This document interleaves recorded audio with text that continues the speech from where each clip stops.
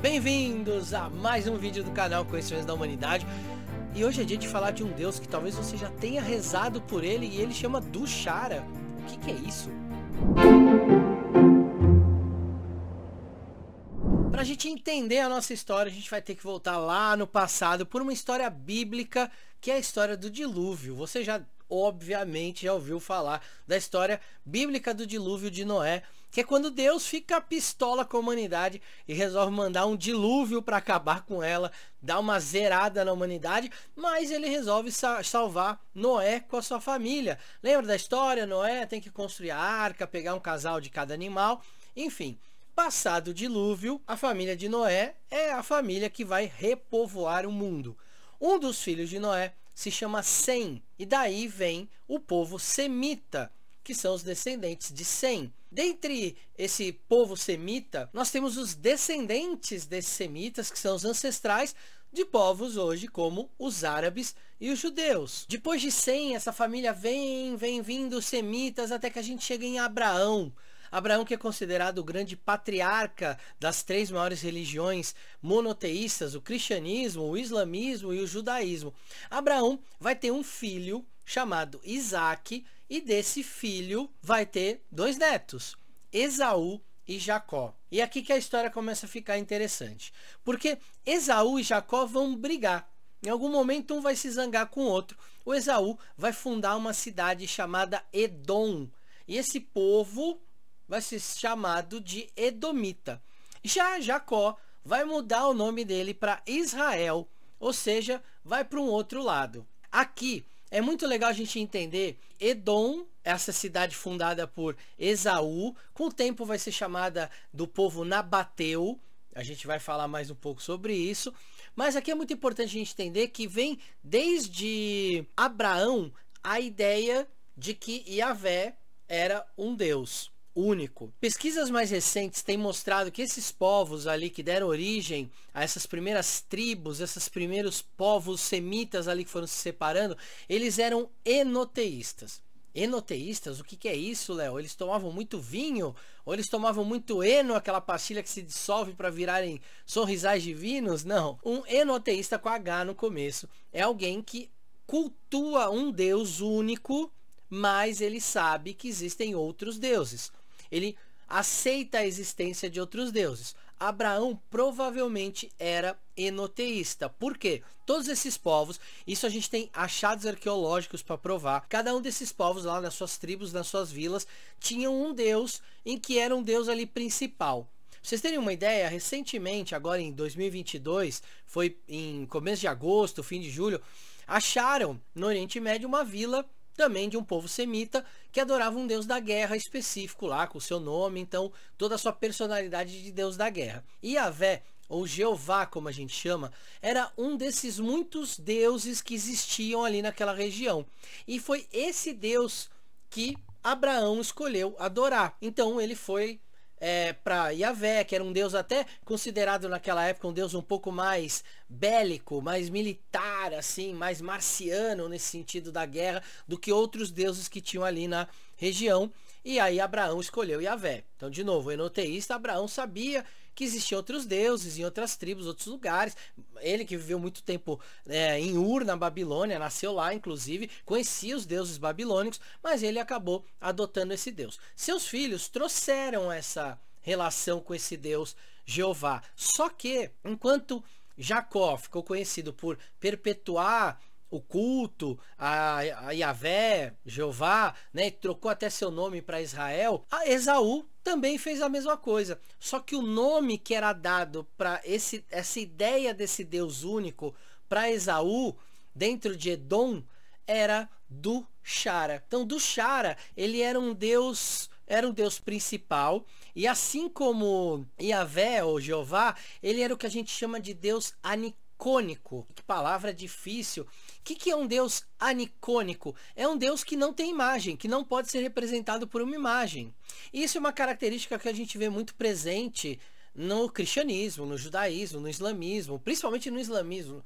é mais comum ver no islamismo uma não representação de nenhum tipo de imagem divina. Se você entrar numa mesquita, você não vai ver nada, nenhuma imagem, zero representando Deus, um profeta, qualquer coisa que seja ligada ao que é sagrado para o Islã. Você vai ter lá escrituras, normalmente do Alcorão, uma arte muito bonita que os muçulmanos fazem lá com essas letras, essa caligrafia especial, mas não tem adoração a imagens. Então essa ideia de um Deus anicônico, ou seja, um Deus que não tem um ícone, anicônico, anti-ícone, anti-representação icônica, ele acaba sendo algo que esse povo vai começar a usar e vai ser muito difundido ali naquela região. Então, tanto Jeová ou Yahvé ou do Shara eram deuses provavelmente com as mesmas ideias, era o mesmo Deus com nomes diferentes e também sem nenhuma representação icônica. Falando um pouco mais dos nabateus, esse povo que vivia ali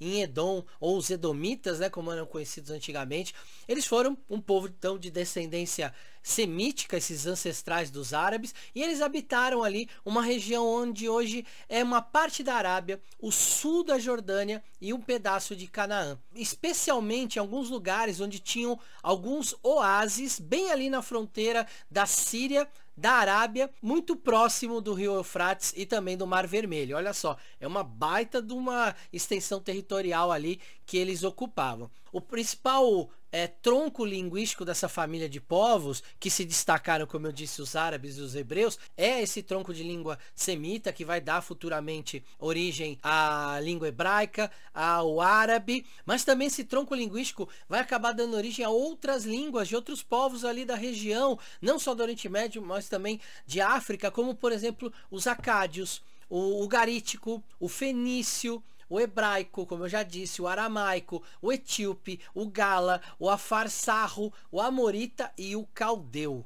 Esse povo cresceu muito ali na região, enriqueceram, era um povo muito rico e eles tinham sua capital num lugar chamado Petra. Você já deve ter ouvido falar de Petra, que fica lá na Jordânia, aquela cidade escavada nas montanhas, que é muito maior do que só aquela imagem que a gente sempre vê daquele templo, que ficou muito famoso no filme do Indiana Jones e a busca pelo cálice sagrado, que é lá o Graal que ele vai buscar e ele entra e o Graal está escondido lá dentro com o Cavaleiro Templário. Ali é um ponto que foi muito conhecido como Petra, mas na verdade Petra é muito maior do que aquilo, tem outras construções espalhadas ali por aquela região montanhosa e ali era a capital dos nabateus. O que aconteceu então com esse povo? Por que esse povo não durou, sumiu? Porque eles controlavam uma rota comercial que passava ali por Petra, mas depois essa rota foi desviada por volta do ano 25 a.C., foi desviada pegando ali direto do Mar Vermelho para o Egito. A principal rota comercial que existia naquela época era do Oriente mais distante, China, Índia, até o Egito. E passava por ali. Eles desviaram a rota mais para o sul, as caravanas de comércio. Isso fez com que Petra, que era a capital, começasse a entrar em declínio. E a pá de cal, ou seja, o que finalizou de uma vez o reino nabateu, foi o imperador romano Trajano. Ele acabou conquistando esse reino, anexou ele ao Império Romano, trouxe muitas coisas da cultura nabateia para dentro do Império Romano, principalmente técnicas de pintura de cerâmica, mas isso acabou sendo inclusive a ruína do povo, porque as técnicas deles acabaram sendo superadas por técnicas greco-romanas, e aí o próprio povo nabateu acabou assumindo essas técnicas que eram melhores ali para a época, ou pelo menos consideradas pelo povo da época como melhores, e aí a cultura dos nabateus acabou se dissolvendo dentro do Império Romano, eles acabaram sumindo. E olha que legal, durante essa conquista greco-romana ali na região, esse deus do Shara acabou sendo associado a Zeus, porque ele era o principal desse panteão nabateu. Por mais que os nabateus tivessem esse culto principal do Shara, eles acreditavam em outros deuses também, lembra? Eles eram enoteístas. Mas Petra era uma cidade voltada para do Shara. Uma outra cidade chamada Madain Salé também era uma cidade voltada do Shara. Mas existiam outras cidades ali, ou vilas dentro do reino nabateu, que adoravam outros deuses que faziam parte desse mesmo panteão. Já do Shara, para os gregos e romanos, acabou sendo associado a Zeus. Isso é uma via de mão dupla. Primeiro era o reconhecimento daquele povo de que tinha uma entidade, um Deus, que era um Deus reconhecido pelos povos estrangeiros. Olha, conheço o seu Deus, entendo quem ele é. Mas era uma via de mão dupla, por quê? Quando chegava uma civilização aparentemente mais evoluída, ela acabava causando um certo impacto cultural na menos evoluída, bem entre aspas isso, tá, gente? Porque hoje a gente já sabe que culturalmente não existe comparação entre evolução tecnológica ou não. Na verdade, era um processo de civilização, né, que os gregos e os romanos impunham nos povos conquistados, e aí o conquistado queria se parecer mais com o conquistador, porque era mais chique ser parecido com o conquistador. Então era uma forma de falar, olha, Zeus, o que vocês chamam de Dushara, na verdade é Zeus. E aí esses povos acabam trocando o nome do seu Deus pelo Deus do conquistador, para não passarem de diferentes, excluídos, de párias da sociedade.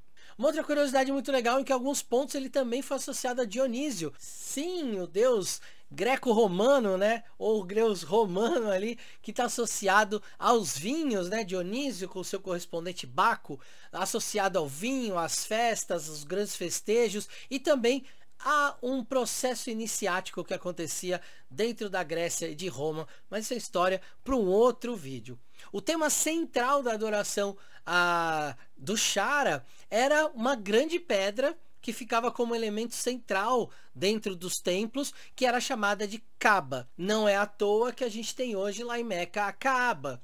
Não é coincidência, é uma derivação de uma estrutura religiosa mais antiga que acabou sendo aperfeiçoada com o tempo para funcionar para uma outra religião, nesse caso o islamismo.